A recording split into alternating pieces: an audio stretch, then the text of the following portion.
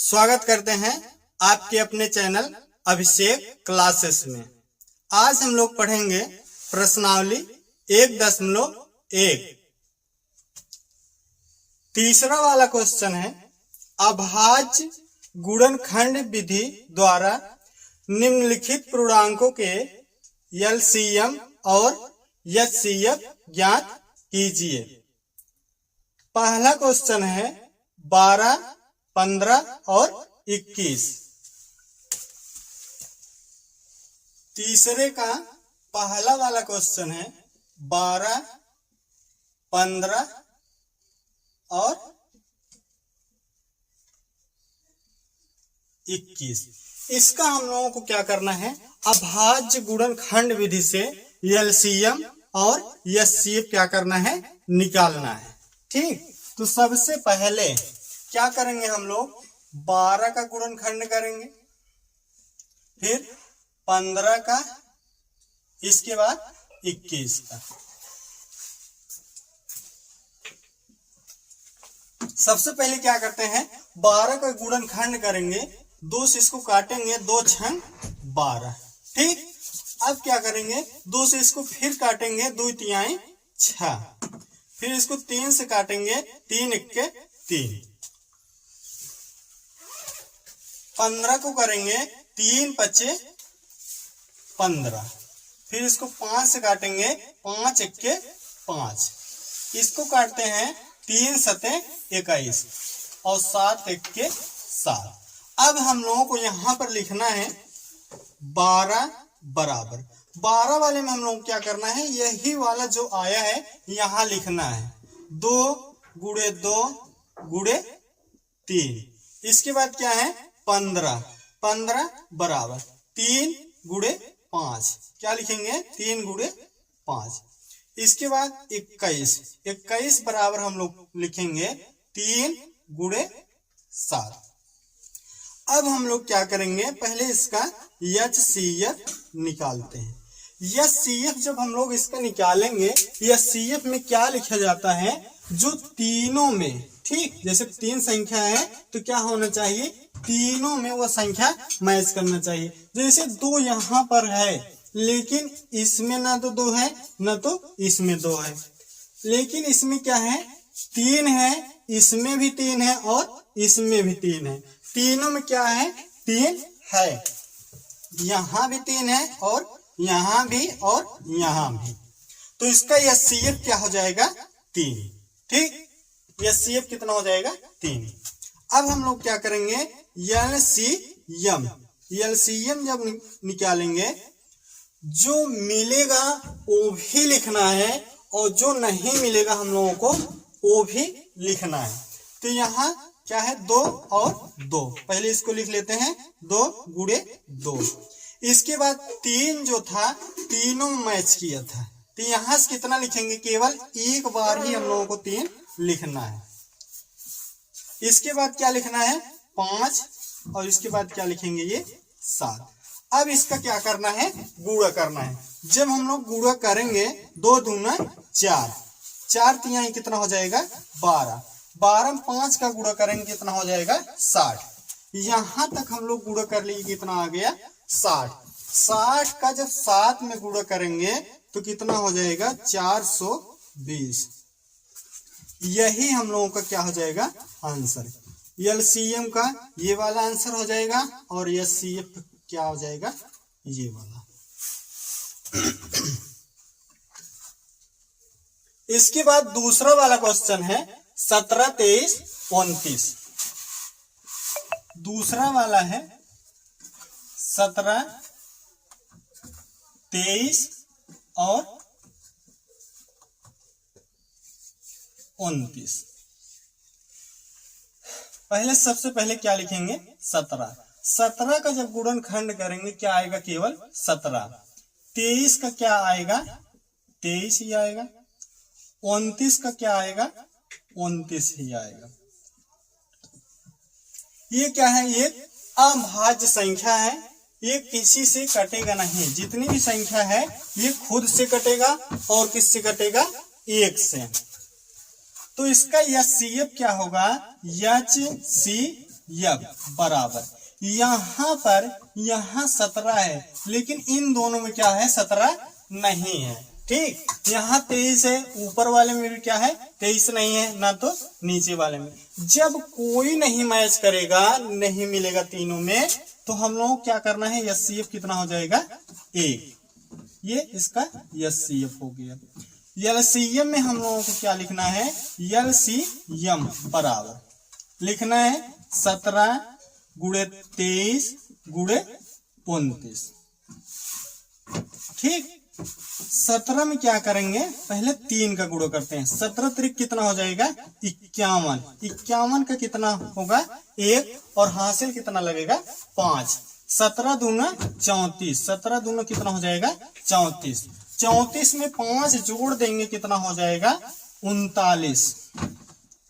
इसका और इसका दोनों का गुणा किया गया कितना आया 391। अभी क्या है 29 बाकी है। जब 391 का गुणा 29 में हम लोग करेंगे, यहां कर लेते हैं 391 गुणी क्या करेंगे 29। ठीक, 9 1 के 9 और 9 9 81। 81 का 1 और हासिल कितना लगेगा 8। 9 त्रिक 27, 27 में 8 जोड़ देंगे कितना हो जाएगा 35। ठीक, गुणे 2 1 के 2 और 2 9 18, 18 के 8 हासिल कितना लगेगा 1। 2 3 6, 1 हासिल था उसको जोड़ देंगे कितना हो जाएगा 7। अब क्या करना है, इसको जोड़ना है। 9 में कुछ नहीं जोड़ना है, क्या हो जाएगा 9। 1 में 2 जोड़ेंगे कितना होगा 3। 5 में 8 जोड़ेंगे कितना हो जाएगा 13। 13 3 हासिल कितना लगेगा 1। 3 में 7 जोड़ देंगे कितना हो जाएगा 10, लेकिन एक हासिल था उसको भी जोड़ देंगे कितना हो जाएगा 11। तो हम लोगों को जब गुणा किए तो कितना आया 11 339। यही इसका क्या हो जाएगा आंसर हो जाएगा।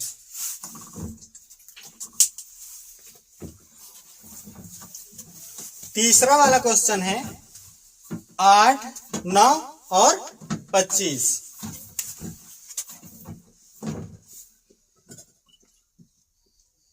8 9 और 25। सबसे पहले क्या करेंगे 8 का गुणनखंड करेंगे, इसके बाद 9 का, इसके बाद किसका करेंगे 25 का। 8 का गुणनखंड करेंगे, पहले किससे काटेंगे 2 से। 2 से जब इसको काटेंगे 2 चौक 8। ठीक, 4 आ गया। फिर क्या करेंगे 4 में 2 का भाग करेंगे, काटेंगे इसको 2 दूना 4। फिर क्या होगा 2 1 के 2। ठीक, अभी क्या करेंगे 9 में करते हैं। 9 किससे कटेगा 3 से। 3 त्रिक का 9। फिर 3 से इसको काटेंगे 3 1 के 3। ठीक, इसके बाद 25। 5 बचे 25 और 5 1 के 5। अब यहां पर हम लोगों को लिखना है 8 बराबर 2 गुणे 2 गुणे 2। ठीक, 9 बराबर 3 गुणे 3। ठीक, इसके बाद क्या है 25। 25 बराबर हम लोग लिखेंगे 5 गुणे 5। अब क्या करना है इसका एचसीएफ निकालना है। एचसीएफ बराबर एचसीएफ हम लोग जब निकालेंगे, यहाँ क्या है 2 है। क्या इन दोनों में 2 है? नहीं है, क्योंकि यहाँ 2 है, ना तो इसमें 2 है ना तो इसमें। यहाँ 3 है और ना तो इसमें 3 है ना तो इसमें 3 है। यहाँ 5 है, ना तो इसमें 5 है ना तो इसमें 5 है। एक भी संख्या क्या हो रही है नहीं मिल रही है। तब हम लोगों को क्या करना है, एचसीएफ क्या हो जाएगा 1।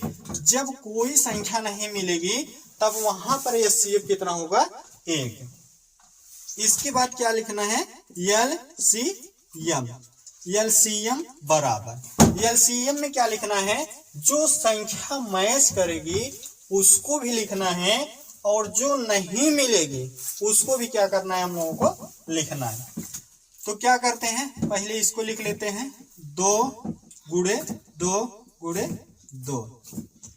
इसके बाद क्या करेंगे, ये वाला लिख लेंगे 3 गुणे 3। इसके बाद ये वाला 5 गुणे 5। अब क्या करेंगे, इसका गुणा करेंगे। जब गुणा करेंगे 2 दूना 4, 4 दूना कितना हो जाएगा 8, 8 3 कितना होगा 24, 24 में 3 का गुणा करेंगे कितना हो जाएगा 72। यहां तक हम लोग गुणा कर लिए, कितना आ गया 72। 72 में 5 का गुणा कर देते हैं, 72 गुणे 5, 5 दूना 10, हासिल कितना लगेगा 1। 5 सत्ते 35 और एक हासिल था वो कितना हो जाएगा 36। यहां तक गुणा कर लिए हैं, कितना आ गया 360। अब क्या करेंगे, इस वाला 5 का गुणा करेंगे। 5 से जब इसमें गुणा करेंगे 5 0 0, 5 6 30, 30 का 0 हासिल कितना लगेगा 3। 5 तिहाई 15 और 3 हासिल था उसको जोड़ देंगे, कितना हो जाएगा 18। तो यहां पर हम लोगों का आंसर जो आएगा 1800, यही इसका क्या हो जाएगा आंसर। जब इन सब का गुणा करेंगे तो कितना आएगा 1800। चौथा वाला क्वेश्चन है 306 और 657 का एचसीएफ कितना है 9 दिया है। हम लोगों को निकालना है 306 और 657 का एलसीएम। ठीक, दिया क्या है हम लोगों का 306 और 657 का एचसीएफ कितना है 9। निकालना क्या है 306 और 657 का क्या निकालना है एलसीएम। तो एक फार्मूला होता है दो संख्याओं का गुणनफल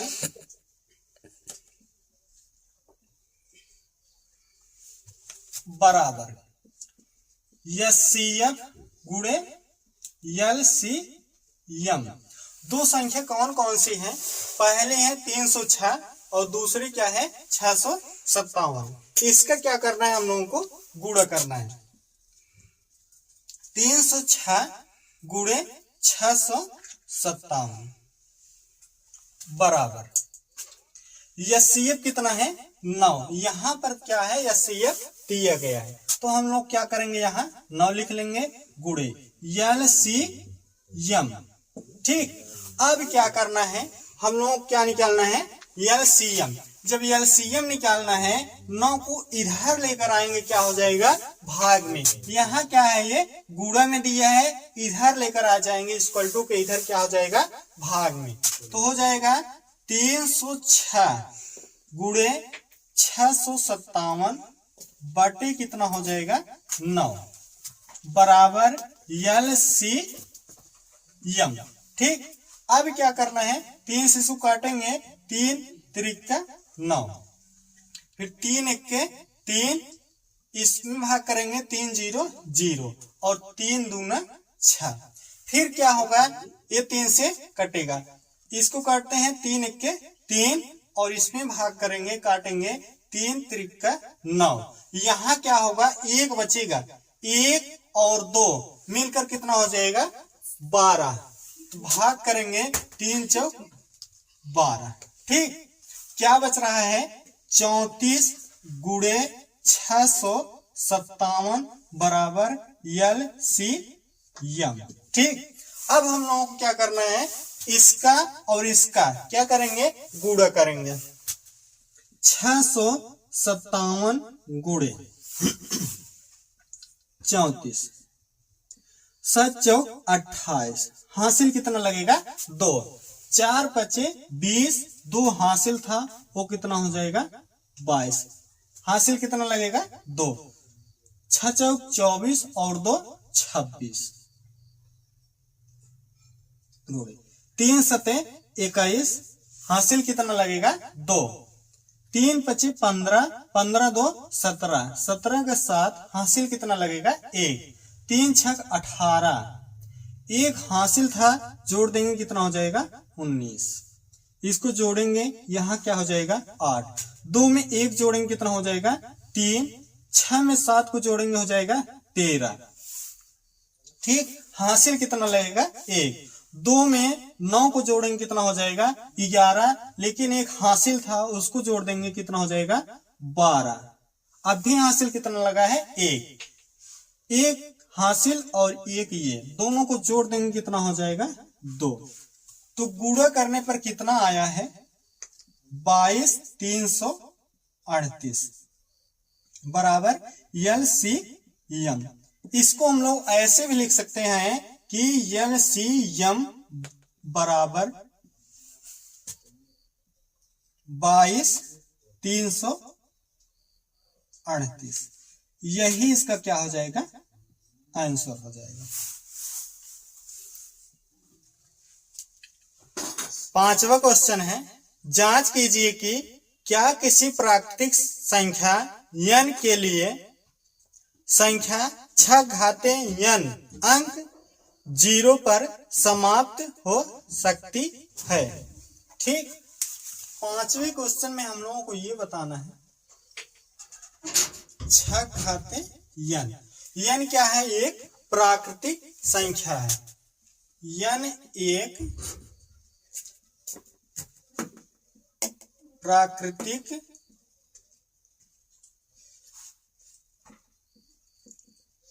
संख्या है। जब n एक प्राकृतिक संख्या हो जाएगा, n बराबर क्या हो सकता है 1 2 3 डॉट, ठीक 4 5। प्राकृतिक संख्या हम लोग उसको कहते हैं जो 1 से प्रारंभ होती है और अनंत तक जाती है, उसको हम लोग क्या कहते हैं प्राकृतिक संख्या।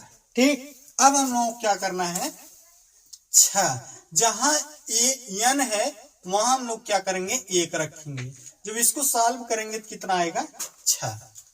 ठीक, 6 यहां क्या रख देंगे 2, n की जगह कितना रखेंगे 2, तो इसका स्क्वायर करेंगे कितना हो जाएगा 36। ठीक, अब n की जगह कितना रखेंगे 3, तो इसका क्यूब करेंगे तो कितना आएगा 216। क्या ये 0 पर समाप्त हो रही है? नहीं हो रही। क्यों? क्योंकि यहाँ पर क्या है लास्ट में 6 आ जा रहा है, इसमें भी क्या हो रहा है 6 आ जा रहा है, और इस वाले में भी क्या हो रहा है 6 आ जा रहा है। मतलब चाहे जो भी रखेंगे यहाँ n की जगह 4 रखेंगे तब भी कितना आएगा 6 पर ही समाप्त होगा। एक एग्जाम्पल के लिए हम लोग समझते हैं, जैसे 10 का अगर स्क्वायर करेंगे तो कितना हो जाएगा 100। यहाँ क्या हो रहा है 0 पर समाप्त हो जा रहा है। ठीक, अगर 20 का स्क्वायर करेंगे तो यहाँ भी क्या होगा 20 का स्क्वायर करेंगे कितना हो जाएगा 400। ठीक, ये भी क्या हो रहा है 0 पर समाप्त हो जा रहा है। ठीक, अगर 2 गुणे 5 की घाते n का रूप का होगा तब तो ये क्या होगा 0 पर समाप्त होगा। लेकिन अगर हम लोग 6 की घाते n अगर इसका गुणनखंड करते हैं तो क्या आएगा 2 गुणे 3 घाते कितना हो जाएगा n, जो कि 2 गुणे 5 का पूरे के घाते कितना है n का रूप का नहीं है। तो हम लोगों को लिखना है किसी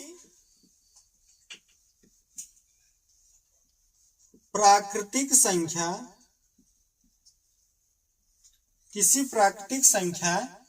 n के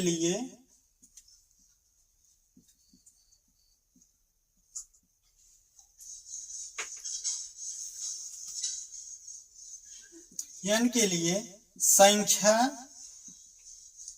6 घाते n अंक 0 पर नहीं समाप्त हो सकती है।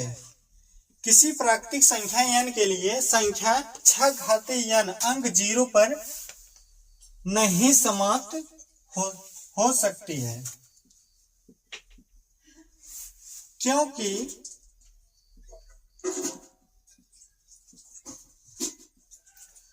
छह घातीय n का गुणनखंड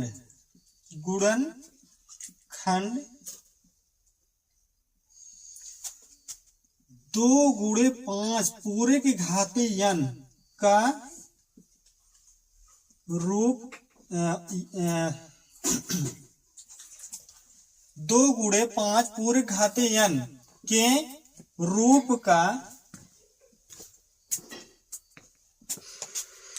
नहीं है। ठीक, बस हम लोग क्या करना है, इसमें इतना ही लिखना है। ठीक।